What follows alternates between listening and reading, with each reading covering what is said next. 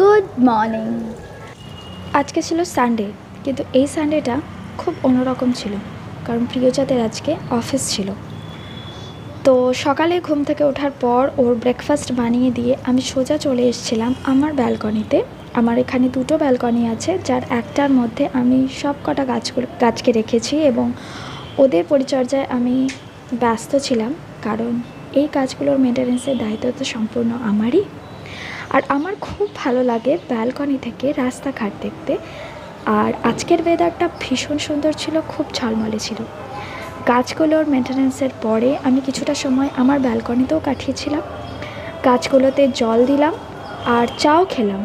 তারপর চলে গিয়েছিলাম কিছু আদার্স কাজ করতে, দৈনন্দিন কাজ, যেমন আগের দিনের জামা কাপড় ফোল্ড করা, আমার আর গুগলের ব্রেকফাস্ট বানানো।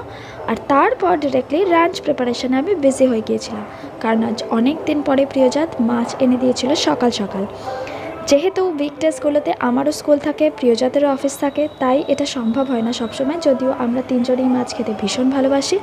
তাই মাছের ঝোল আর ভাত বানিয়ে আমি কিছুটা সময় স্পেন্ড করলাম ডাস্টিংয়ের কাজে, যেগুলো রেগুলার দিনে সম্ভব হয়ে ওঠে না সবসময়।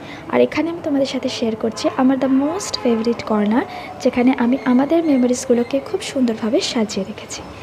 বিকেলবেলায় গুগলের ডিম্যান্ড অনুযায়ী বানাতে চললাম ম্যাঙ্গো মিল্কশেক, যেটাও ভীষণ মজা করে খেয়েছিল। আর আগের দিনকে ওর ডিম্যান্ড ছিল চকলেট মিল্কশেক, সেটাও আমি বানিয়ে দিয়েছিলাম শনিবার, যেটাও খুব মজা করে খেয়েছিল, খুব বলেছে ভীষণ সুন্দর খেতে হয়েছে মাম্মা। বাচ্চাদের এরকম অনেক ডিম্যান্ড থাকে আর মায়েদের সেগুলোকে মেটাতেই হয়।